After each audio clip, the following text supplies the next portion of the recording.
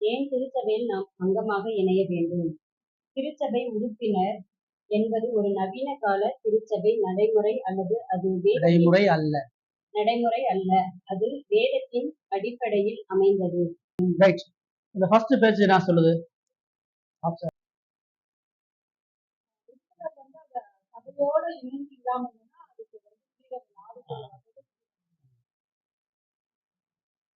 ஜீவனோட இருக்கணும்னா அந்த சபை கூடுதல் நம்ம இருக்கணும். அது நம்ம அவங்களோட சேர்ந்து நம்ம எந்த ஒரு காரியம் செய்ய முடியும். அதுல நம்ம என்ன கவனிக்கிறோம்னா, இப்போ எல்லா சபையும் இருக்கு. சிஎஸ்ஐ சபையா தான் இருக்குது, உத்தரவு சபையா தான் இருக்குது, பெண்டிகாஸ்ட் சபையா தான் இருக்கு. அங்கெல்லாம் சபை அங்கத்துவம்ன்ற ஒரு பொறுப்பு இருக்குதா? மோகன்சி நடத்துறாரு, இயேசு விடுவிக்கிறார், இயேசு அழைக்கிறார். அங்கெல்லாம் மெம்பர்ஷிப்பே கிடையாது. நீங்க போகலாம், நீங்க வெளியே போகலாம், யாரும் உங்களுக்கு கேட்க போறது. நீங்க வந்தா உங்களை ஞானஸ்தானம் கொடுத்து வச்சுப்பாரு. உங்களுக்கும் அவங்களுக்கும் எந்த பொறுப்பும் இல்லை. அவங்க கிட்ட ஒரே ஒரு நோக்கம், நீங்க பங்கு பெற்று காணிக்க கொடுக்கணும். அதான் அவன் நோக்கம். பங்காளர். அந்த பங்காளர் ஒரு சபைக்கு மாத்திரம் இல்லை, அவர் எல்லா சபைக்கும் பங்காளர். இவருக்கும் அனுப்புவாரு, அவருக்கு அனுப்புவாரு, இங்கே இருப்பாரு, அங்கே இருப்பாரு. சிஎஸ்ஐல மெம்பர்ஷிப் இருக்குது, அங்கே ரெஸ்பான்ஸ் கிடையாது. நீங்க சிஎஸ்ஐல போய் நான் அங்கத்துவம் அவங்க சேர்த்துக்கலாம். அவனுக்கு அங்கத்துவம் 3 காரியம் தான். ஒண்ணு, உங்களை கல்யாணம் பண்ணி வைக்கணும், உங்களுக்கு கல்ற கொடுக்கணும், அவங்க வீட்டுல சிறப்பு விழா ஏதாச்சும் வச்சுன்னா ஜோம் பண்ணணும். அவ்வளவுதான். வேற எந்த பொறுப்பும் இல்லை. நீங்க தனிப்பட்டு எந்த வேத்தனும் போய்க்கலாம், அடுத்த நாள் எங்க போகணும்னு கேட்க போறது இல்லை, எதுவுமே இருக்காது. வேதம் நமக்கு ஒரு 3 விஷயத்த ரொம்ப முக்கியமா சொல்லணும். ஏன் அங்கத்துவமா இணைகிறேன் அப்படின்னா, நான் இயேசுவோட இணைஞ்சிருக்கிறேன். இயேசு தனியா இல்லதான் சொல்றது. இயேசு சபையில தான் இருக்கிறார். அவர் சொல்ற, நான் என் சபையை கட்டுவேன்றாரு, நான் என் சபைக்கு தலைன்றாரு, சபையுடைய மனவாளனா இருக்கிறாரு, சபையை மனவாட்டின்றாரு. இப்போ நான் ரட்சிக்கப்பட்டேன், நான் சபைக்கு போறேன். ஆனா எனக்கு அந்த சபையினுடைய ஒழுங்குமுறை பிடிக்கல, அதிகாரம் பிடிக்கல. நான் அந்த சபையுடைய சத்தியம் பிடிக்கல. அதனால நான் என்ன நினைக்கிறேன், நான் இயேசுக்குலாம் நான் நல்லா இருக்கிறேன், நான் இயேசுவை ஆராதனை, ஆனா அந்த சபையினுடைய சட்டத்திட்டங்களுக்கு நான் உட்பட மாட்டேன். அப்படி ஒரு விசுவாசி இருக்க முடியாது, கூடாது. அதான் விசுவாசின்னு சொன்னா இயேசு சபையில தான் இருக்கிறேன்றார், சபையோட தான் என்னை வெளிப்படுத்துறேன்றார். அப்ப நான் இயேசுவை நேசிக்கிறேன்னு சொன்னா இயேசுடைய சரீரத்தோட இணையம். அதுக்கு அந்த சபை வேதபூர்வமா இயங்குதா, கடவுளுடைய வார்த்தையின்படி செயல்படுதா? இப்ப நம்ம ஏன் சபையில அங்கமா சேர்க்கிறோம்னா, பைபிள் சொல்லுது. பைபிள் சபை அங்கத்துவத்தை சொல்லுது, அதை எப்படி சேர்க்கணும்னு சொல்லுது, சேர்க்கப்பட்டவங்களுடைய பொறுப்பு சொல்லுது, வழிநடத்தவங்களுடைய வேலை சொல்லுது. அதனாலதான் நம்ம அதை செய்யறோம். அப்ப நான் ஆவிக்குரிய வாழ்க்கையில பலம் அடைவதற்கு எனக்கு ஆண்டவர், நான் சபைக்கு போகாம வீட்டுல இருந்தே நானும் ஆண்டவர் உறவாடிக்குவேன். சபையில நீங்க பைபிள் தானே வளர்க்கப்பட்டிருக்கீங்க, நான் வீட்டுல உட்காந்து இதை படிச்சுக்கிறேன், நான் வீட்டுல உட்காந்து ஆராய்ச்சிக்கிறேன், அங்க இருக்கிற இயேசு தான் இங்கே இருக்கிறாரு, நான் எதுக்கு மற்றவங்கள்ட்ட சேர்ந்துப்பேன்? எப்படின்னா, இயேசு என் காதலனா இருக்கட்டும், ஆனா இயேசு என் கணவனா இருக்கக்கூடாது, இயேசு என் மனவாளனா இருக்கக்கூடாது, ஆனா நேசிக்கக்கூடிய ஒருவரா இருக்குன்ற மாதிரி இருக்கு. காதல் மட்டுமே வாழ்க்கை கிடையாது. காதலுடைய முடிவு திருமணம், திருமணத்துல தான் போய் முடியும், அதுதான் உடன்படிக்கை. காதல்ல பொறுப்பு கிடையாது, காதல்ல ரெஸ்பான்ஸ் கிடையாது. ஆனா திருமணத்துல பொறுப்பு இருக்குது, வேலை இருக்குது, கமிட்மெண்ட் இருக்குது, அர்ப்பணிப்பு இருக்குது, இழப்பு இருக்குது, சேர்ந்து பயணிக்க வேண்டிய காரியம். அப்படிதான் ஒரு விசுவாசி நான் சபையில இணைய மாட்டேன் அப்படின்னு சொல்றான். நான் என்ன சொல்றேன்னா, நான் பொறுப்பா இருக்க மாட்டேன், என்னை நான் கீழ்ப்படிந்து இருக்க மாட்டேன், என்னை யார் ஆளுகை செய்யக்கூடாது, நான் ஃப்ரீ பேர்ட் அப்படின்னு அப்ப விசுவாசியாவே இருக்க முடியும். அதுக்குதான் நம்ம வேதம் தெளிவா சொல்லுது. பவுலு ஒரு பெரிய வேத சாஸ்திரி, அவனுக்கு எல்லா வேதமும் தெரியும், எல்லா கோத்திரமும் தெரியும். பைபிளை எங்க கூப்பிட்டாலும் எல்லாத்தையும் நான் போதிக்க முடியும். கமாலியல் பாகத்துல வளர்ந்தேன். ஆனா ஏசாவை சந்திச்சு அவன் கண்ணை குருடாக்கி அவனை தமஸ்குல போய், அனனியான ஒரு சீசன் இருப்பான், நீ அவங்கிட்ட போய் உட்காரு, அவன் உனக்கு போதனை செய்வான், அந்த போதனை முதல்ல உட்காந்து கேளுன்றார். உன புறஜாதிகளுக்கு சுவிசேஷம் அனுப்ப போறேன்னு சொல்லிட்டாரு. எனக்கு வேதம் தெரியும், ஏசு நான் பார்த்துட்டேன், நான் போய் ஊழியம் பண்றேன் போல. அவனை கொண்டு போய் அவனுடைய சொந்த ஊரு தமஸ்கு, தமஸ்குல அங்க ஒரு ஊழியக்காரன் இருக்கிறான், அங்க ஒரு சீசன் இருக்கிறான், அவங்கிட்ட போய் நீ உட்கார்ந்து அவன் கை வச்சு உனக்கு பார்வை கிடைக்கும். ஏசு அவனை குருடாக்குனாரு. ஆனா இப்ப பார்வை யார் கொடுப்பா? இன்னொரு ஊழியக்காரன் தான் கொடுப்பான். நீ அங்க போய் உட்காரு, அவன் உனக்கு வேதத்தை விளக்கி போதிப்பான். அனனியாவுடைய பாதத்துக்கு கீழே பவுல் உட்கார்ந்து வேதத்தை கத்துக்கிறான். அப்ப என் ஊழியத்துக்கு போல திரும்ப அவனை எங்க அனுப்புறாரு? அந்தியோகியா சபையில போய் உட்கார வைக்கிறார். அப்ப இவன் ஒரு விசுவாசியா ஒரு சபையில உட்கார்ந்து சத்தியத்தை கேட்டு வளர்ந்து அந்த சபை அவனை கண்டுபிடிக்குது, இவனுக்கு ஊழிய வர இருக்குது. அப்ப ஆண்டவர் பர்னபாஸ் அனுப்பி பவுலை திரும்ப எருசலேம் கொண்டு வர்றார். எருசலேம் சபை பவுலுடைய விசுவாசத்தை பார்க்குது. அவன் ஆவியில வைராக்கியம் கொண்டு கிறிஸ்துவ பிரசங்கம் பண்றான். அதுக்கப்புறம் அவனை சபையினுடைய ஊழியத்துல முதலா வைக்கல. எல்லா ஊழியக்காரங்களும் அவன் ஒரு ஊழியக்காரனா ஆகிறான். 14 வருஷம் ஊழியக்காரனா ஆள பார்க்கலாம். கடவுள் பவுலை அழிக்கும் பொழுது அவனுக்கு கிட்டத்தட்ட 60 வயசு. பவுலை சந்திக்கும் போது ஊழியத்துக்கு வெளியே போகும்பொழுது குறைந்தது 75 வயசு இருக்கும். 15 வருஷம் ஏசு சந்திச்சு 15 வருஷத்துக்கு அப்புறம் தான் ஊழியத்தை அவன் செய்யறான். 15 வருஷம் என்ன பண்ணான்? சபையில உட்காந்து கத்துக்கிறான். அவனுக்கு எவ்வளவு ஞானம் இருந்தாலும் எவ்வளவு திறமை இருந்தாலும் ஏசு சபையில இருக்கிறாரு, சபைக்கு நான் கட்டுப்படணும், சபைக்கு நான் இணைஞ்சிருக்கணும், சபையினுடைய அதிகாரத்துக்கு கட்டுப்பட்டு ஊழியத்தை செஞ்சு சபை சொல்லுது இவன் ஒரு ஊழியக்காரனா இருக்கிறான். சபை அவனை அடையாளப்படுத்தி ஆவியான ஒரு சபைக்கு சொல்லி இவனை ஊழியத்துக்கு அனுப்புறான். அதுக்கப்புறம் தான் சபை. அவன் நினைச்சிருந்தா நீங்களாம் யாரா என்னைய அதிகாரம் செலுத்துறது? ஏசுவே நேரடியா என்னையும் சொல்லிட்டாரு, எனக்கு அழைப்பை கொடுத்துட்டாரு, எனக்கு வேதம் தெரியும், ஞானம் தெரியும், சிந்தியம் தெரியும், நீங்களாம் யாரும் எனக்கு டீச் பண்றது சொல்லல. அவன் எவ்வளவு பெரிய ஊழியக்காரன். ஆனா அவனையும் கடவுள் கீழே உட்கார வச்சு கத்துக்கிட்டு பயன்படுத்தி தான் கொண்டு வரார். பேதுருவுக்கு அதுதான் 12 அப்போஸ்தலர்கள் சொல்லுவாங்க. யாரா இருந்தாலும் ஆண்டவர் சபையில தாழ்மையின் ஊழியத்தை செய்ய வச்சுதான் பயன்படுது. அதனாலதான் நம்ம விசுவாசின்னு சொல்லும் பொழுது சபையில இருக்கும் பொழுதுதான் கிறிஸ்துவினுடைய அன்பையும் கிறிஸ்துவினுடைய நேசத்தையும் கிறிஸ்துவினுடைய அதான் ஏன் சொல்றாரு, நீங்க ஒருவர் ஒருவர் அன்பா இருந்தா அந்த உலகம் என்ன அறியுங்க, நீங்க ஒரு சமாதானமா இருந்தா அந்த உலகத்துக்கு நான் யாரு காட்டுவீங்க. அப்ப தனியா இருக்கிறவன் எப்படி காட்டுவான்? வீட்டுக்குள்ள ஆராதிக்கிறவன் எப்படி இயேசுவை காட்டுவான்? அவனுக்கு பொறுமை எப்படி வரும்? தாழ்மை எப்படி வரும்? நிதானம் எப்படி வரும்? சாந்தம் எப்படி வரும்? இன்னொருத்தனுடைய ஆவிக்குரிய நன்மை எப்படி பெற்றுக்குவான்? அவனுடைய ஆவிக்குரிய வார்த்தை இவன் எப்படி யூஸ் பண்ணுவான்? இவன் வார்த்தை எப்படி சபைக்கு பயன்படுத்துவான்? தனியா இருந்தா பண்ண முடியாது. இயேசு என்னை ரட்சித்து என்னை கொண்டு வந்து சபையில சேர்க்கிறார். என்னை ரட்சித்தது சபையில சேர்க்கறது தான். என்னை ரட்சித்தது நேர பரலோகத்துக்கு போறது இல்லை. என்னை ரட்சி சபையில வச்சு சபையில என்னை தகுதிப்படுத்தி பரிசுத்தப்படுத்தி நான் ராஜ்யத்துல சேர்க்கிறார். ஒண்ணு. ரெண்டாவது நம்ம அங்க பாக்குறோம், சபை இல்லாம பரிசுத்த வளர்ச்சியை கடவுள் உண்டு பண்றது இல்லைன்ற சொல்றாரு. மத்திய 18 என்ன சொல்றாரு? உன் சகோதரன் உனக்கு விரோதமா குற்றம் பண்ணா நீ போய் என்ன பண்ணு, உன்னோட தனிமையா பேசுங்க. ஜஸ்டின் உங்களுக்கு விரோதா தப்பு பண்ணிட்டார், நீங்க நேரம் ஏன்ட்ட வந்துடக்கூடாது, இவர்தான் பாஸ்ட் ஏன்ட்ட வந்துடக்கூடாது, நீங்க போய் ஜஸ்டின் நேரடியா பேசணும். இப்படி இருக்கிற தப்பா இல்லையா? ஜஸ்டின் கேட்டுட்டு மனம் திரும்பிட்டாருன்னா உங்களுக்குள்ளே பிரச்சனை முடிஞ்சு. அவரு மனம் திரும்பாம தான் தப்பா தொடர்ந்து பண்ணாருன்னா அப்ப நீங்க ஏன்ட்ட வரக்கூடாது, நீங்க பக்கத்துல இருக்கிற இன்னொருத்தரை கூட்டிட்டு போகணும், நெருங்கிய இன்னொரு விசுவாசம் கொடுத்து சொல்லணும். அப்பயும் அவர் செவி கொடுக்கலன்னா நீங்க சபைக்கு சொல்லணும். சபை என்ன செய்யும்? அவனை கூப்பிட்டு விசாரி, உங்க பக்கம் அவன் பக்கம் நியாயத்தை விசாரிச்சு அவனை சரிப்படுத்தும். இப்ப சபையெல்லாம் சேர்ந்து அவனுடைய பாவத்தை கண்டிக்கும் பொழுது அவன் திருந்தணும்.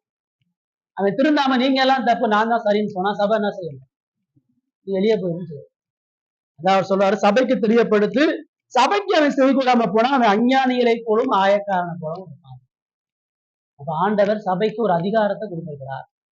விசுவாசிகளை பரிசுத்தப்படுத்தவும் விசுவாசிகளை கீழ்ப்படுத்தவும் யாரை உள்ள கொண்டு வரணும் யாரை வெளியே அனுப்பணும்ன்றது சபைக்கு கொடுத்திருக்கிறார். பேதுருட்ட தான் சொல்றாரு, பரலோக ராஜ்யத்தின் திறவுகள் நான் உனக்கு தர்றேன், நீ பூமியில கட்டுறதை நான் பரலோகத்துல கட்டுறேன், நீ பூமியில கட்ட அவிழ்க்கிறத நான் பரலோகத்துல கட்ட அவிழ்க்கிறேன். உனக்கு சுவிசேஷம் கொடுத்துருக்கிறேன், இந்த சுவிசேஷத்தபடி நடத்துறதுக்குதான் சபை. நான் எப்படி இருக்கிறேன், என் விருப்பம் என்னன்றதை நீ சொல்லணும். அதுக்கு ஒருத்தர் கீழ்ப்படியும் பொழுது அவனை உள்ள சேர்த்துக்க, அதுக்கு ஒருத்தர் எதிராக இருக்கும் பொழுது அவனை வெளியே வரும். அதான் ரூல்ஸ். இப்ப அந்த போதகனுக்கு ஊழியக்காரனுக்கு எந்த அதிகாரமும் கிடையாது. சபையில போதகாரை சுய அதிகாரமா நீ இதை பண்ணு அதை பண்ணி யாரையும் சொல்ல முடியாது. போதகனுடைய ஒரே ஒரு வேலை இயேசு யாருன்னு சொல்றதான், நீ இயேசுக்கு பிரியமா வாழ்வுன்னு சொல்றதான். இயேசுவை போல நீ பரிசுத்தமா குடும்பத்தையும் சமுதாயத்தை வாழ். நீ அப்படி வாழாம அந்த சாட்சியை கெடுத்தனா நீ உள்ள இருக்க முடியாது. அதான் வேதம் நமக்கு சொல்லக்கூடிய காரியம். சரிங்களா? அப்ப நான் பரிசுத்தம் அடைவதற்கு என் பாவத்தை சுட்டி காட்டுறது, நான் தனியா இருந்தா யார் என்னை சரிப்படுத்துவா? நான் சரியா இருந்தா நான் மட்டும்தான் சரி, எனக்கு தான் ஞானம் இருக்குது, எனக்கு தான் புத்தி இருக்குன்னு நினைச்சிருக்கேன். ஆளானப்பட்ட பேதுரு எருசலேம் சபையில மூப்பனா ஆயிட்டான், வயசாயிருச்சு. அந்த பேதுரு கலாத்திய சபைக்கு வரும் பொழுது யூதர்களோட அடையாளப்படுத்தி புறஜாதிகளை விட்டு வளர்கிறான். பவுல் அப்போ ஒரு ஊழிய ஆரம்பத்துல இளம் போதகன். பேதுருவை கண்டிக்கிறதுக்கு ஆண்டவர் பவுல் வச்சிருந்தார். அப்பா நீ யூதனா இருந்துட்டு ஒரு புறஜாதியான சேர்க்காம ஜாதி பாகுபாடு பார்த்து சுவிசேஷத்துக்கு அபாத்திரமா வாழ்ற நான் பேதுருவை நேருக்கு நேராக கண்டிச்சேன். பேதுரு பரிசுத்தப்படுவதற்கு பவுல் தேவை. ஊழியத்துல பர்னபாவுக்கும் பவுலுக்கும் பிரச்சனை வருது. அப்போஸ்தலர் 9ஆம் அதிகாரம். பவுல் சொல்றான் மார்க்கு ஊழியத்துல பாதியிலே வெட்டி போயிட்டான், அவனை திரும்ப உள்ள சேர்க்காதாங்க. பர்னபா சொல்றான் இல்ல அவனை சேர்க்கணும்ன்றான். ஆண்டவர் என்ன பண்றாரு, பவுல் மூலமா பர்னபாவை கண்டித்து அந்த ஊழியத்தை பிரிச்சு பவுலை தனியா பிரிக்க. அதுக்கப்புறம் பர்னபா ஆலய காலம், பவுலுடைய ஊழியத்தை தான் வேதம் சொல்றேன். அப்ப தேவன் ஒரு விசுவாசிய ஒழுங்குபடுத்த, சீர்படுத்த, பரிசுத்தப்படுத்த, கிறிஸ்துவுக்குள்ளாக மறுரூபப்படுத்த சபையை வச்சிருக்கேன். அதுக்குதான் எனக்கு சபை. நான் என்னை அது போதகனுக்கும் தேவை. சபைனா விசுவாசியை மாத்திரம் இல்ல, போதகனை பரிசுத்தப்படுறதுக்கு சபைக்கு பொறுப்பு இருக்கு. போதகர் சொல்ற எல்லாத்தையும் ஏற்கக்கூடாது. போதகர் வேதத்தை மீறும் பொழுது வேதத்தை மீறுறன்னு சொல்லணும். போதகர் சொல்றது எல்லாம் பைபிள் இருக்குதான்னு பார்க்கணும். பைபிள் அப்படி கரெக்டா சொல்றாரு. போதகர் ஒரு பாவிதான், போதகரும் தவறா நடத்த முடியும், போதகரும் தப்பா சொல்ல முடியும். பைபிளுக்கு விரோதமா போதகர் போதிக்கும் பொழுது அந்த பதவியை விட்டு அவர் தூக்கிடணும். அதுக்கு சபைக்கு அதிகாரம். போதகனுக்கு ஆடு யாருன்னு கண்டுபிடிச்சு ஆடை மந்தையில கூட்டி வரணும், ஆடை வளர்க்கணும், ஆடு நோய் வாய்ப்பட்டா காயம் கட்டணும், ஆடை சுத்தமா பாதுகாத்துக்கணும், ஆடுக்கு போர்சா கொடுதான் போதகனுடைய. இப்ப போதகன் மெய்ப்பன இல்லாத பொழுது ஆடு என்ன செய்யும்?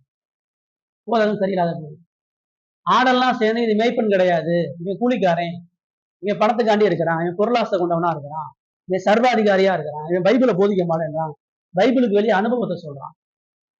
விசுவாசியா சேர்ந்து நீ போதக தகுதியை இழந்துட்ட, சுவிசேஷத்துக்கு இயேசுக்கு உண்மை இல்லாம இருக்கின்ற தகுதி சபைக்கு இருக்கு.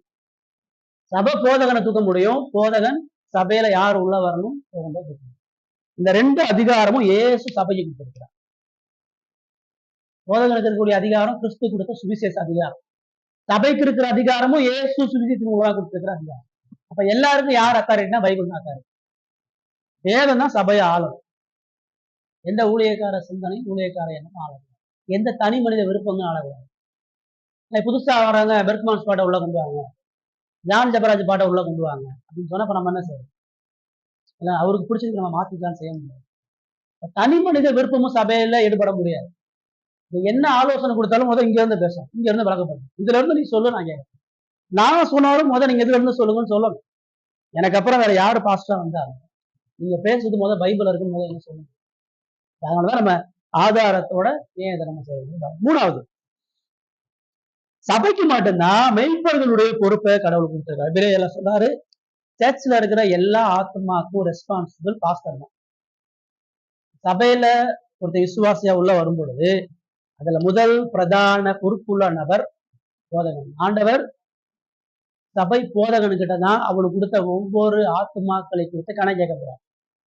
இந்த மனிதனை உன் சபைக்கு கொண்டு வந்தேன், இவனுக்கு என்ன பத்தி நீ என்ன சொன்ன, சுவிசேஷத்தை பத்தி என்ன சொன்ன, இவனை நீ உனக்கு பயன்படுத்திக்கிட்டியா, இவனை கடவுளுக்கு நேராக பயன்படுத்திக்கிட்டியா, இவன் பின்வாங்கி போகும் பொழுது இவனை கண்டிச்சியா, இவன் சபைக்கு எதிராக கலகம் பண்ணும் பொழுது இவனை ஒழுங்குபடுத்தினியா, அதெல்லாம் மெயின் ரெஸ்பான்சிபிள் போதகன். இப்ப என் குடும்பம், என் மனைவி, என் பிள்ளைகள் தவறு செய்யும்போது அதுக்கு ரெஸ்பான்ஸ் நான் ஏண்டதாங்க ஒழுங்கிறேன். ஏதேன் தோட்டத்துல பழத்தை சாப்பிட்டது ஏவாள், பறிச்சது ஏவாள், சாப்பிட்டது அவர், உப்புடு சண்டை கொடுத்தது அவர். ஏவாள எங்க இருக்கன்னு கடவுள் கேட்கலாம். ஆதாமே நீ முத வந்த, ஏன்னா கட்டளை ஓங்கிட்டு தான் கொடுத்த, பொறுப்பு ஓங்கிட்டு தான், நீ தான் ரெஸ்பான்சிபிள். இந்த முழு சபையும் கடவுள் யார் பொறுப்பா வச்சுக்கிறாருன்னா போதகர்கள் வச்சுக்கிறார். அவர்கள் தான் மெய்ப்பர். ஆடு ஆடாதான் இருக்கும். மெய்ப்பன்னா ஆடு யாருன்னு கண்டுபிடிப்பான், ஓனா யாருன்னு கண்டுபிடிப்பான். அந்த அதிகாரத்தை அவர் கொடுத்திருக்கனால சொல்லுது, போதக அதிகாரத்துக்கு நீங்க உங்க ஆத்மாக்களுக்காக விழித்திருக்கிறபடியால் அவர்களுக்கு கீழ்ப்படிந்து அடங்குங்கள் அப்படின்னு சொல்லி கண்ணை மூடிட்டு கீழ்ப்படிறதில்லை. என்ன சொன்னாலும் ஆமா சாமி போடுறது, வேத ஆலோசனைகளை சுவிசேஷம் சொல்லும் போது அது கீழ்ப்படியும், அது பொறுப்புன்னு சொல்லி சொல்றோம். சோ இப்போ ஒரு மந்தை இருக்குதுன்னா அந்த மந்தைக்கு மெய்ப்பா இருக்கிறான்னு சொன்னா அந்த மந்தையில இருக்கிற எல்லாமே ஆட ஆகாது. அந்த மந்தையில அந்த போதகனுடைய வழிநடத்துதலுக்கு, போதகனுடைய ஆலோசனைக்கு, போதகன் யாருக்கு சாப்பாடு கொடுக்குறான், போதகன் யாரை நேசிச்சு யாரை சரிப்படுத்துறானோ அது மட்டும் தான் ஆடாது. சர்ச்சில் வந்துட்டாங்கன்றக்காண்டி அவங்க விசுவாசம் இருக்க முடியாது. சர்ச்சில் அந்த விசுவாசத்துக்கான அடையாளத்தை வெளிப்படுத்துறவங்க மட்டும்தான் விசுவாசியா இருக்கும். அவர்கள் தான் இயேசுவை நேசிக்கிறவங்க சபையை நேசிப்பாங்க, சபை அதிகாரத்தை நேசிப்பாங்க, சபைக்கு உண்மையா கீழ்ப்படியக்கூடிய இருதயத்தை கொடுப்பாங்க. இந்த இரண்டாவது விஷயம் ஆதித்திருச்சபை முன்னதாகும். துல்லியமான எண்ணிக்கை அப்போஸ்தலர் 2:41. வாசிங்க. அப்போஸ்தலர் 2:41. அவருடைய வார்த்தையை சந்தோஷமாய் ஏற்றுக்கொண்டவர்கள் ஞானஸ்நானம் பெற்றார்கள். அன்றைய தினம் ஏறக்குறைய 3000 பேர் சேர்ந்து அப்போஸ்தலர் 4. 4 வாசிங்க. இப்ப நம்ம அப்போஸ்தலர் 2:4 3000 பேர் சேர்த்துக் கொள்ளப்பட்டாங்க, 5000 பேர் சேர்த்துக் கொள்ளப்பட்டாங்க. நம்ம என்ன நினைக்கிறோம், பெரிய கூட்டம் சர்ச்சுக்கு வந்துருச்சுன்னு நினைக்கிறோம். ஆனா அது அப்படி இல்லை. நீ அப்போஸ்தலர் 2ஆம் அதிகாரத்தை வாசிச்சு பார்த்தீங்கன்னா அந்த சூழ்நிலை நல்லா கவனிங்க. அது பெந்தகோஸ்தே பண்டிகை. பெந்தகோஸ்தே பண்டிகை தேவாலயத்துல 2 லட்சம் யூதர்கள் வருவாங்க. 2 லட்சம் கூட்டம் வரும். அந்த 2 லட்சம் கூட்டத்துக்கு தான் கடவுள் பேதுருவை கொண்டு பிரசங்கத்தை கொடுக்குறாரு. ஆவியானவர் வர்றாரு, அந்நிய பாஷை பேசுறாங்க, எல்லாரும் அதிசய பாஷை நம்ம மொழியில கடவுளுடைய மகத்துவத்தை பேசலாம்னு சொல்லி பிரமிக்கிறார். 2 லட்சம் கூட்டத்துல 5000 சிறுசா பெருசா. அப்ப ஏதோ திரள் கூட்டமா ரட்சிக்கப்பட்டு வந்தாங்கன்றதல்ல. 2 லட்சத்துல 5000 ரொம்ப மைனாரிட்டி தான். அது எதிர்க்கக்கூடிய கூட்டம் தான் ஜாஸ்தி. இப்ப 5000 பேரை கடவுள் சேர்த்தாரு, 3000 பேரை சேர்த்தாருன்றது அழைக்கப்பட்டவர்கள் அநேகர், தெரிந்து கொள்ளப்பட்டவர்கள் சிலர்.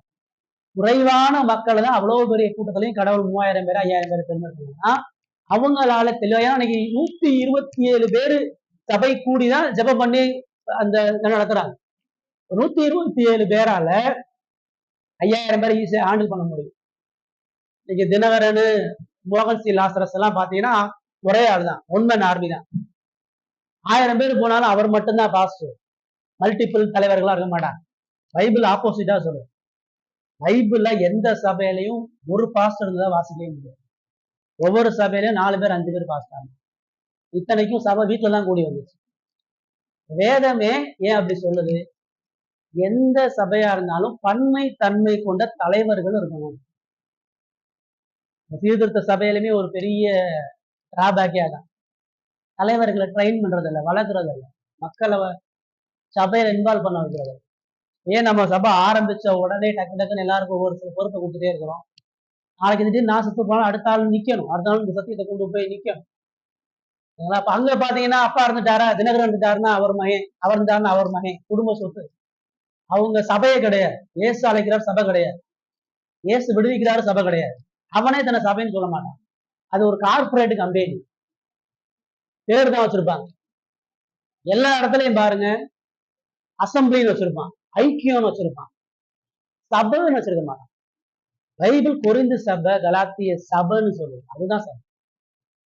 பெத்தேல் ஃபெலோஷிப்பு, பெராக்கா ஊழியம், என்னென்னமோ வச்சுக்கோங்க. சபையா கூடி வச்சுட்டு 2 பேர் இருந்தாலும் 3 பேராலும் அது சபை. சபையில இருக்கும் பொழுது தலைவர் இருக்கணும், பன்மைத்தன்மை இருக்கணும். இப்ப அதனாலதான் 5000 பேர் கூடி வரும் பொழுது அதை மேனேஜ் பண்றாங்க. நீ அப்போஸ்தலர் 6ஆம் அதிகாரத்தை வீட்டுல உட்காந்து வாசிச்சு பாத்தீங்கன்னா இந்த விசுவாச கூட்டம் கூடி வரும் பொழுது அந்த விதவைகளை சரியா கவனிக்கணும்.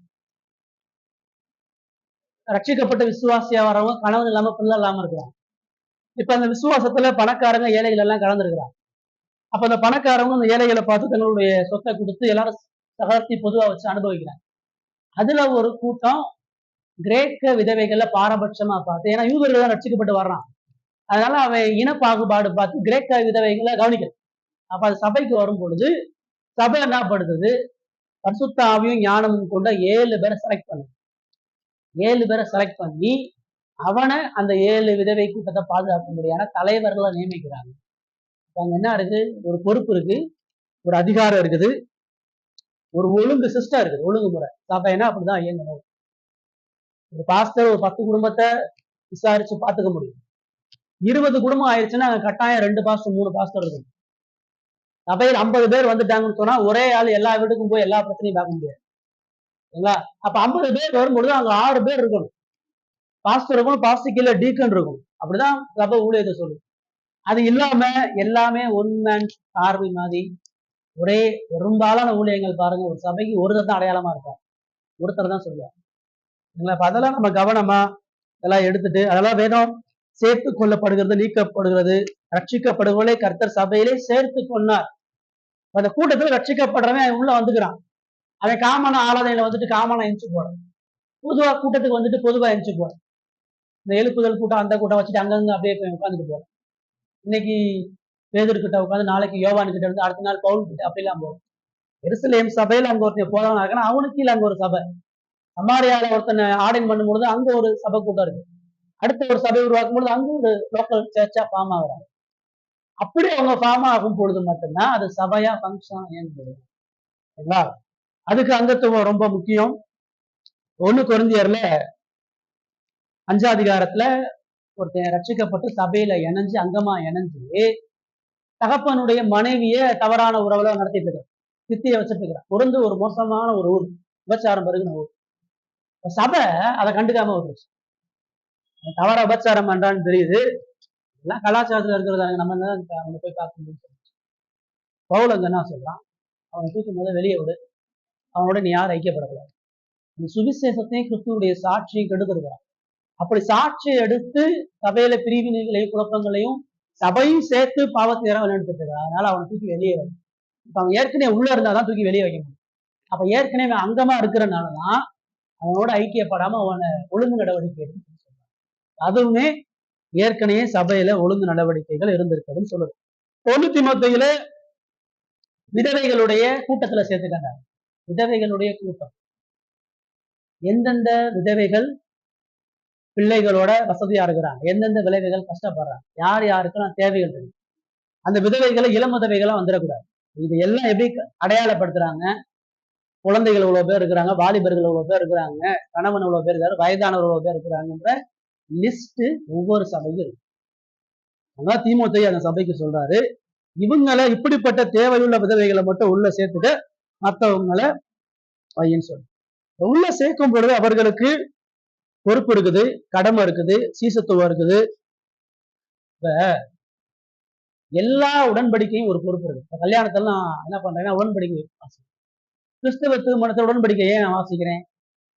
நான் இனிமேல் பொறுப்பா இருப்பேன், நான் பேச்சுலர் கிடையாது, நான் இனிமேல் உனக்கு கட்டுப்பட்டு இருப்பேன், உன்னைய நேசிப்பேன், என் வாழ்க்கையை உனக்காக அர்ப்பணிக்கிறேன். இதைதான் கணவன் மனைவி பகிர்ந்து கொள்றேன். இப்ப சர்ச்சில் வரும்பொழுது அதை நம்ம செய்யணும்.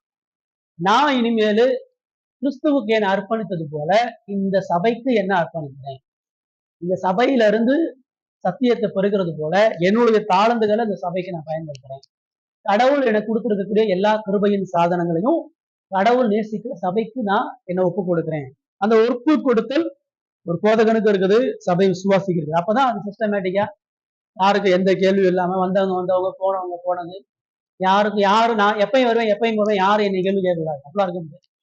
வரலைன்னா ஏன் வரல, ஏன் அட்டன் பண்ணல, ஏன் இதை செய்யல, போதகரே இப்படி செய்யல, போதகரே இதை இப்படி மாத்துறாரு, இதெல்லாம் இருந்தாதான் வளர முடியும்.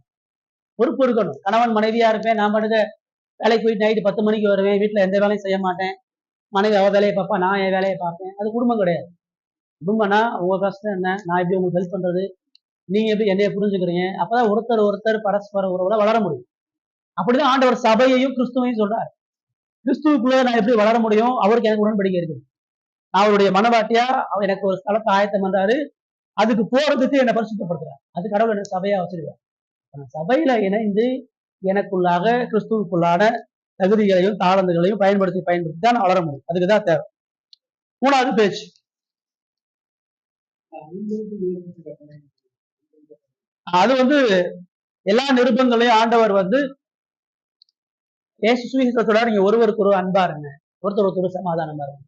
நான் உங்ககிட்ட சொல்றேன், நீங்க ஒருத்தவங்க உண்மையா இருங்கன்னு சொல்றேன். அப்படின்னா என்ன அர்த்தம், நீங்க 2 பேரும் சேர்ந்து ஒரு கட்டளைக்குள்ளாக இணைந்து இருக்கிறீங்கன்னு சொல்றேன். ஒருவருக்கு ஒருவர் சொல்லும் பொழுது உங்களுக்கு அவருக்கும் பொறுப்பு இருக்குன்னு சொல்லுங்க. ஒருவர் பாரத்தை ஒருவர் சொல்லுங்க நான் சொல்றேன்னா 2 பேரும் ஒரே வீட்டுல தானே சொல்ல முடியும். ஒருவருக்கு ஒருவன் சொன்னாவே அவங்க 2 பேரும் சேர்ந்து இருக்கிறாங்க, பிரியாம இருக்கிறாங்க. அதான் சொல்லு. அந்த ஒவ்வொரு நிருபத்திலும் நீங்க ஒருவருக்கு ஒருவன் சொல்லக்கூடிய அந்த வார்த்தை சபையில அங்கத்துவம் இருக்குது அப்படின்றத காட்டுறதுக்காக இருக்கு. வாசிங்க 3வது. அர்ப்பணிப்பு, பொதுவாக வருபவர், உறுப்பினர் சொல்லி இந்த வரிசையில வாசிங்க. வெர்டிக்கல் வாசிங்க. அர்ப்பணிப்பு, பொதுவாக வருபவர், விருப்பம் இருந்தால் வருவார். உறுப்பினர், எல்லா கஷ்டமான நேரத்திலும் சபையோடு இருப்பார். பொறுப்பு, பொதுவாக வருபவர் மற்றவர்களுக்கு பொறுப்பு கூற வேண்டியதில்லை. உறுப்பினர் சபையின் தலைமைக்கும் மற்றவர்களுக்கும் பொறுப்புடையவர். பாதுகாப்பு, பொதுவாக வருபவர் ஆவிக்குரிய கண்காணிப்பு இல்லை. உறுப்பினர் போதகர் மற்றும் விசுவாசிகளின் ஆவிக்குரிய பாதுகாப்பில் இருப்பார். நிலை, பொதுவாக வருபவர் நுகர்வோர், தனக்கு என்ன கிடைக்கும் என்று பார்ப்பார். உறுப்பினர் பங்களிப்பாளர், தான் எப்படி உதவலாம் என்று நினைப்பார். ரைட். இப்போ இது என்ன சொல்லுது? 3வது பேஜ். படையில நீங்க கூட்டமா தான் போகணும். படையில நீங்க சிங்கிளா போனா எப்படி வின் பண்ணுவீங்க? போர்க்களத்துல தனியா போனா மாட்டிக்குவீங்க. எப்பயுமே நம்ம சபைக்குள்ள இருக்கும் பொழுது நமக்காக ஒரு கூட்டம் ஜெபம் பண்ணிட்டே இருக்கும். நமக்காக ஒரு கூட்டம் ஜெபம் பண்றது நம்ம சோதனை இல்லாம பாதுகாப்பதற்கும், பிசாசுடைய கரத்தில் நம்ம ஒழுகாம போவதற்கும் தேவனோட ஒரு கருவியா பயன்படுத்துறாங்க. பேதுரு சிறைச்சாலைல இருக்கிறான், இப்படி சொல்ல போட்டாங்க. சபை நைட் ஊக்கத்தோட ஜெபம் பண்ணும். சபை பண்ண ஜபத்தை பார்த்துட்டு தான் தூதர் அனுப்பி அவனை ரிலீஸ் பண்றான். ரிலீஸ் பண்ணிட்டு திரும்ப அவன் ப்ரேயர் பண்ணிட்டே இருக்கிறான், உள்ள வந்துட்டான். இப்ப அவன் பெரிய அப்போஸ்தலனா இருந்தாலும் அவன் சபை என்ன அவனுடைய நிலை என்ன ஆகும்? அவனை காப்பாற்ற முடியாது. அவளு சிறைச்சாலை இருக்கிறான், சபை ஊக்கமா ஜெபம் பண்ணுது. சிறைச்சாலை கதவு தெரிச்சுட்டு திறக்கிறத பாக்குறேன். தேவன் சபையில ஒரு விசுவாசி வைக்கும்போது அவனை ப்ரொடெக்ட் பண்றாரு. சபை தான் ஆவிக்குரிய இராணுவமா இருக்குது இயேசு. அப்ப நான் அந்த இராணுவத்துக்குள்ள நான் இருந்தா மட்டும்தான் உலகம் என்னை தாக்காது, மனுஷன் என்னை தாக்க மாட்டான், பிசாசுக்குரிய சோதனைக்கு நான் விழமாட்டேன். நீங்க சபையில இருக்கும் பொழுது உங்களுக்கு ஒரு வார்னிங் கொடுக்கப்பட்டு கொண்டே இருக்கும். நீங்க சில சோதனையில விலாகாம இருக்கிறதற்கு தேவன் சபையில தொடர்ந்து பேசிக்கொண்டே இருப்பார். போதகர் மூலமாகவோ, புத்தகங்கள் மூலமாகவோ, சங்க விசுவாசிகள் மூலமாகவோ உங்களுக்கு ஒரு எச்சரிக்கை கொடுத்துட்டே இருப்பார். இப்ப நீங்க தனியா போயிட்டீங்கன்னா யாரும் உங்களுக்கு ஜெபம் பண்ண மாட்டாங்க, எந்த ஆலோசனையும் உங்களுக்கு கிடைக்காது, எந்த சோதனை இருந்தாலும் எப்படி எந்திக்கணும்னு உங்களுக்கு தெரியாது, எப்படி பாதுகாக்கப்படும். போதகனுக்கும் சபை பாதுகாப்பு, விசுவாசிக்கும் சபை பாதுகாப்பு. ஆடு மந்தையில் இருக்கிற வரைக்கும் தான் சேஃபு. பிரதான மெய்ப்பனாகிய இயேசு பாதுகாத்துட்டு இருப்பாரு, மெய்ப்பர்கள் பார்த்துட்டு இருப்பாங்க. மந்தையை விட்டு ஆடு வெளியே போயிடுச்சுன்னா அது அழிவுக்கு நேரா போகுது. அதுதான் நம்ம குடும்பத்துல பிரச்சனை வரும், கவலை வரும். நீங்க சபைக்கு வரும் பாத்தீங்கன்னா அது எல்லாமே மறந்துடுது. சில நேரம் பல சோதனைகளை விழுந்து நொறுக்கப்பட்ட ஹிருதயத்தோட வரும். உள்ள வரும் பொழுது இங்க பார்க்கக்கூடிய மக்களுடைய விசுவாச வார்த்தை, கடவுளுடைய வார்த்தை நம்மளை பேசக்கூடிய ஒரு வாய்ப்பை கடவுள். தேவன் நம்ம வெளியே பலம் உள்ளவங்க தான் நிற்கிறதற்கு இங்க பயிற்சி கொடுக்குறார். பயிற்சி பண்ற வீரன் தான் இதுல ஜெயிக்க முடியும், சும்மா இருக்கிறவன் ஜெயிக்க முடியாது. அந்த பயிற்சி தான் நமக்கு ஆராதனை. நீங்க ஆராதனையும் சத்தியத்துல கேட்கறதுலையும் பங்கெடுக்கலையும் பலமடைய தான் உங்க விசுவாசம் உறுதியா பலமுறவா இந்த உலகத்துல ஃபைட் பண்ணுவீங்க. நீங்க சபையில ஐக்கியப்பட்டு பலப்படும் பொழுது பிசாசு ஜெயிக்க முடியும், மாம்சம் ஜெயிக்க முடியும், உலகத்தை ஜெயிக்க முடியும். உள்ள இல்லைன்னு சொன்னா பிசாசு அடிப்பான், உலகம் அடிக்கும், உங்க மாம்சம் அடிக்கும், சோர்ந்து உட்கார்ந்து போயிடும். ஆண்டு அப்படிதான் சபையை வச்சுக்க நெய்ப்ப நல்லா ஆட்டோடனால அது நம்மளே தற்கொலை பண்ணிக்கிறதுக்கு சமானம். எதிரு பவுலதான் சொன்னாரு, விபச்சாரமான தூக்கி வெளியே போடு, அவனை சாப்பாண்டு ஒப்பு கொடுங்க. அப்படின்னா என்ன? அவனை வெளியே விடு, அப்பதான் அவனுக்கு சபையினுடைய பரிசுத்தினுடைய மேன்மை தெரியும். அவன் ஆடா இருந்தா அடிச்சு பிடிச்சி ஓடி வந்து மனம் திரும்பி வந்துடுவான், என்னை காப்பாத்துங்க, உலகம் என்னை கொண்டுட்டு இருக்குது. அவன் பண்ணியா இருந்தா அங்கேயே இருந்தது வரமாட்டான். எனக்கு இதே போதும், எனக்கு உலகம் போதும், நான் இதுலயே இருந்துக்கிறேன். அந்த டெஸ்ட்டுக்கு தான் அவனை தூக்கி வெளியே வைக்கின்றான். உண்மையாகவே அவனுடைய பாவம் மன்னிக்கப்பட்ட விசுவாசியாக செக் பண்றது தேவன் சில பேரை சபையில இருந்து ஒழுங்கு நடவடிக்கை எடுத்து ஏற்றுக்கிறான். சபையில ஒழுங்கு நடவடிக்கை என்றது இருக்கு. நிறைய சபையில் அங்கத்துவருக்கு ஒழுங்கு நடவடிக்கை இருக்கு. எல்லாரையும் கூப்பிட்டு சேர்த்துக்கிட்டே இருப்பாங்க. ஞானஸ்தானம் எங்க சபைக்கு ஞானஸ்தானம் எடுத்து சேர்த்துக்குவாங்க, யாரையும் வெளியே அனுப்ப மாட்டாங்க. பைபிள் சொல்றது நீ வெளியே அனுப்புன்னு சொல்லு, சில பேரை வெளியே தூக்குன்னு சொல்லு. விருப்பத்துல எல்லாம் பாத்தீங்கன்னா பவுல் சொல்றாரு, இம்மினேயும் அலெக்சாந்தரையும் சபையை விட்டு தூக்கு. அவன் அறிவிப்புல கூட சபையை அழைச்சிட்டு. 1 யோவான்ல பாத்தீங்கன்னா தீமோத்தேயுவும் சுய அதிகாரத்தை பயன்படுத்தினா அவனோட எவனும் சேராது.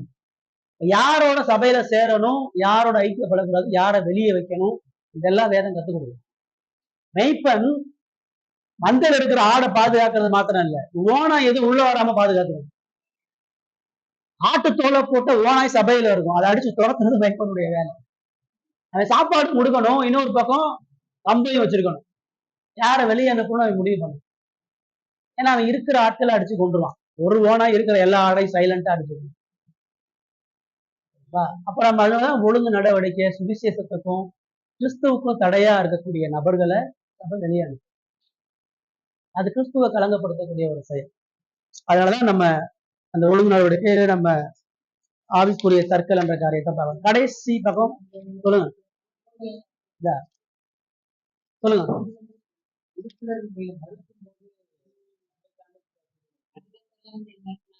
எங்கக்கா?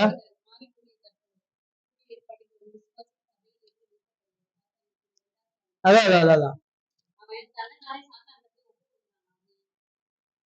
நீங்க என்ன கேட்டீங்க?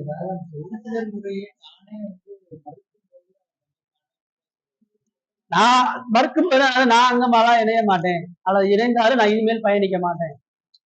சபை ஒழுங்கு நடவடிக்கை எடுக்கும் பொழுது அந்த ஒழுங்கு நடவடிக்கை அவன் கட்டுப்படுத்தும். சில பேர் சில பாவங்கள் செய்யும் பொழுது நம்ம ஃபர்ஸ்ட் என்ன பண்றோம் அப்படின்னா, நம்ம இஸ்லாம் சபையில உடனே தூக்குறது இல்லை யாரையுமே. ஒரு பாவம் அவன் கிறிஸ்தவ வாழ்க்கைய தரப்படுத்துதுன்னா முதல்ல அவனுக்கு திருவிருந்தையும் கம்யூனியனையும் நிறுத்துறோம். அவனுக்கு ஆவிக்குரிய ஸ்லாக்கிகள் நிறுத்தி பார்க்கணும். அவன் அவனுடைய மேன்மையை குறித்து அறிஞ்சு வரானா, அவனை சபைக்கு வரவிடாம தடை செய்யறது இல்லை. சபையில ஒருத்தர் விபச்சாரம் மாதிரி ஒரு பெரிய பாவம், ஒரு திருடிட்டாருன்னு வச்சுக்கோங்க, ஏமாத்திட்டார். ஒரு கிறிஸ்தவன் நம்பரா இருக்கிறாரு, இன்னொருத்தன் கடை வாங்கி அவனுக்கு கொடுக்காம நான் வாங்கணும்னு போய் சொல்லிட்டாரு. ஆனா எவிடன்ஸா அவர் மாட்டிக்கிறார். அப்போ சட்டப்பூர்வமா சிக்கல்ல மாட்டிக்கிறாருன்னு வச்சுக்கோங்க, அவரோட சபையில நம்ம வச்சுக்க முடியாது. நம்ம நீ கிறிஸ்துவ சாட்சியை கெடுத்து கிறிஸ்துவுக்கு உதவமா இருக்கிற, உன் மேல சபை ஒழுங்கு நடவடிக்கை எடுக்குது. ஆனா சபைக்கு வரலாம். விபச்சாரம் பண்ணவனை சபையினுடைய ஐக்கியத்துல தான் தூக்குனாங்க. சபைக்கு யாரையுமே நம்ம வர வேணும்னு சொல்லவே முடியாது, யார் வேணும் வரணும். அப்ப அவன் ஐக்கியத்திலிருந்து பிளவுபட்டு அங்க தொடர்ந்து வரும் பொழுது கடவுள் அவனுக்கு மனதிற்கான ஒரு வாய்ப்பை கொடுத்துட்டே இருக்கான். முதல்ல ஆவிக்குரிய ஸ்லாக்கியத்தை எடுக்கிறோம். இப்ப சபையில சொல்றோம், இந்த சபையை உடைச்சிட்டு இருக்கிறான், இவன்கிட்ட சில பாவங்கள் பகிரங்கமா இருக்குது, நீங்க எல்லாம் ஆடா இருக்கீங்க, அவனோட ஐக்கியப்படாது, ஏன்னா உங்களை அழிச்சிருவான், உங்களை பலவீனப்படுத்துறான், ஐக்கியப்படாதுன்னு சொல்றான். இப்ப அவன் என்ன பண்றான், தனிமையாக்கப்படுறான். எப்பயுமே ஒரு விசுவாசி அவனுடைய பாவம் எக்ஸ்போஸ் ஆகும் பொழுது, சபைக்கு தெரிய வரும் பொழுது, அவமானம் ஆகும் பொழுது மற்றவனோடு அவமானப்பட்டு யோசிக்க மாட்டான். கடவுள் என்னை யாருன்னு காட்டிட்டாரு, அப்ப நான் கடவுளுக்கு ஒப்புரவாகணும், மண்டிக்கிட்டு மனம் திரும்ப வரலாம். தாவீதுடைய பாவ உபச்சாரத்தை கடவுள் நாத்தான் தீர்க்கதரிசி மூலமா சொல்றான்.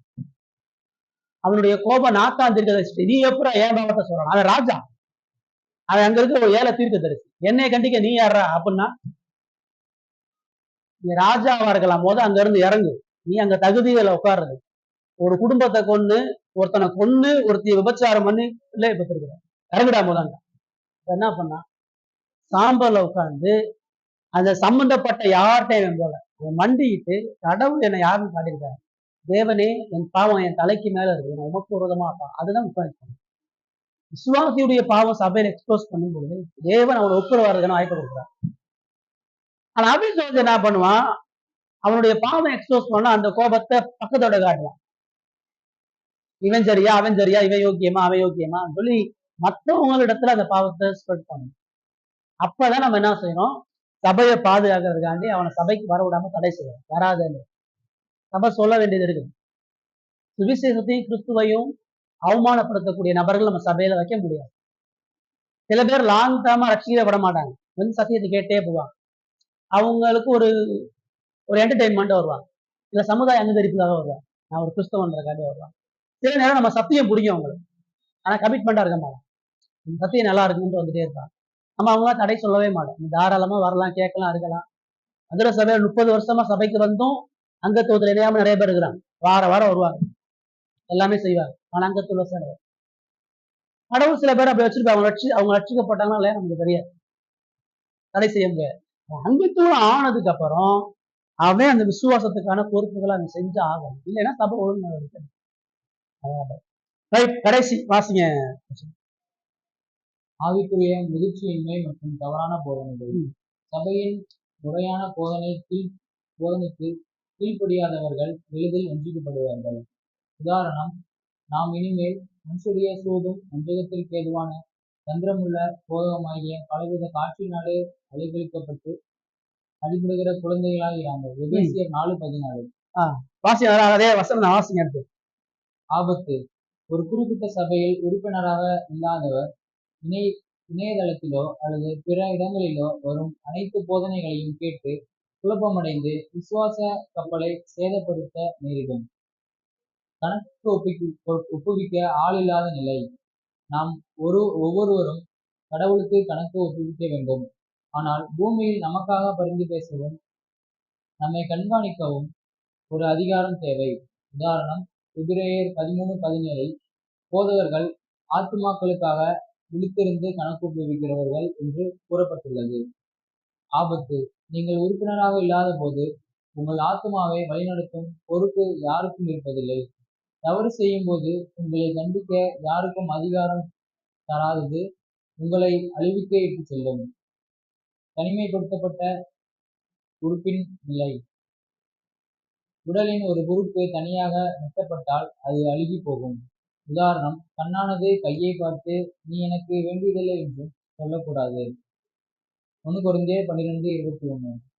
ஆபத்து. எனக்கு சபை தேவையில்லை, நானே வீட்டில் ஜெபித்துக் கொள்வேன் என்று சொல்வது உடலில் இருந்து துண்டிக்கப்பட்ட கைக்கு சமம். அந்த உறுப்புக்கு இரத்தம், ஆவிக்குரிய கிருபை பாய்வது நின்றுவிடும். இறுதியில் அது செயலிழந்து போகும். சபைக்கு வெளியே இருக்கும் விசுவாசி மேய்ப்பன் இல்லாத ஆடு மட்டுமல்ல, அவன் வேலி இல்லாத தோட்டம் போன்றவன். எந்நேரமும் காட்டு மிருகங்களால் அழிக்கப்படலாம். அது எந்நேரமும் உலகத்தாலும் பிசாசாலும் சிதைக்கப்படலாம். சுருக்கமாக ஆபத்துகள். பிசாசின் தாக்கலுக்கு இலக்காதல். பாவத்தில் விழும்போது திருத்த ஆள் இல்லாமை. தவறான உபதேசங்களில் எளிதில் மயங்குதல். ஆவிக்குரிய வரங்களை சபைக்கு பயன்படுத்த முடியாமல் போதல். கடைசியா நான் பாக்குறோம்